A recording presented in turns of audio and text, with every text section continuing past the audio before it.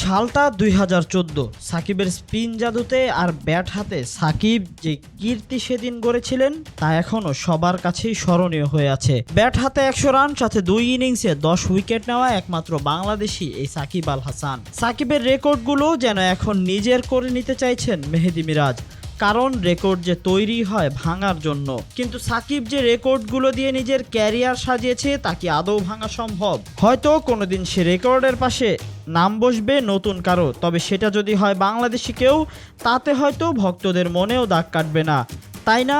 কারণ মেহেদী মিরাজ সে কীর্তির একেবারে সামনে থেকে ছুঁয়ে এলেন। হয়তো এই রেকর্ডে এখন মেহেদীর নামও যোগ হতো যদি মিরাজ সিলেট টেস্টে সেঞ্চুরি করতে পারত। মিরাজের আক্ষেপটা আরও বাড়বে যখন মিরাজ জানবে যে এই চট্টগ্রাম টেস্টের প্রথম ইনিংসে ৫ উইকেট নিলে মিরাজ সাকিবের এই রেকর্ড ব্রেক করতে পারতেন। মিরাজ যেন ধীরে ধীরে সাকিবের পথেই এগোচ্ছেন।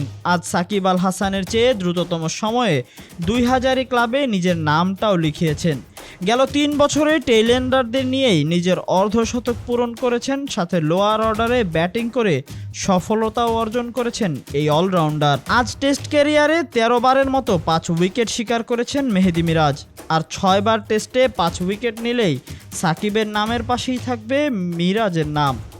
তবে এই কীর্তিগুলো শুধুই যেন টেস্টের জন্য তোলা রয়েছে। সাকিব যেমন ৩ ফরম্যাটেই দাপিয়ে বেরিয়েছেন, মিরাজ যেন শুধু টেস্ট আর ওয়ানডের জন্যই তৈরি হচ্ছেন। টি-20তে কার্যকর হওয়ার জন্য মিরাজের চেষ্টা যেন চলছেই। মিরাজ তৈরি হয়েছে, মিরাজ তৈরি হবে রেকর্ডের পাতাগুলো উলট পালট করার জন্য।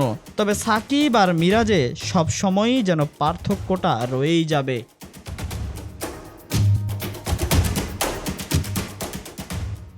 Tahsin Ahmed, BD archive.